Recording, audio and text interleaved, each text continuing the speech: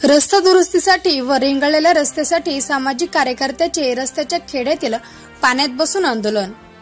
जालना जिल्ह्यातील भोकरदन तालुक्यातील हसनाबाद ते सिरसगाव वाघरळ रस्त्याचे मजबूतीकरण डांबरीकरण मागील 2 वर्षापूर्वीच करण्यात आले होते, परंतु या रस्त्यावर अवैध वाळू वाहणाऱ्या वाहनधारकांनी ओव्हरलोड वाहने रहदारीमुळे रस्ता खराब झाला आहे।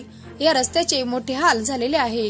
त्या अनुषंगाने हसनाबाद सिरसगाव वाघरूळ रस्त्याचे डांबरीकरण करणे, शेगाव पैठण दिंडी मार्गाचे सिरसगाव वाघरूळ ते रजाळा मार्गे राहिलेले काम तत्काळ सुरू करण्यात यावे या मागणीचे निवेदन संबंधित मुख्य कार्यकारी अभियंता सार्वजनिक बांधकाम विभाग जालना जिल्हाधिकारी तसेच पोलीस अधीक्षक व पोलीस स्टेशन हसनाबाद येथे या मागणीसह इतर मागण्यांसाठी निवेदन देण्यात आले होते, परंतु संबंधितांनी निवेदनाची वेळेवर दखल न घेतल्यामुळे ऑल इंडिया पॅन्थरचे सामाजिक कार्यकर्ते किशोर शेजूळ यांनी रस्त्यावर पडलेल्या खड्ड्यातील पाण्यात बसून आंदोलन केले होते।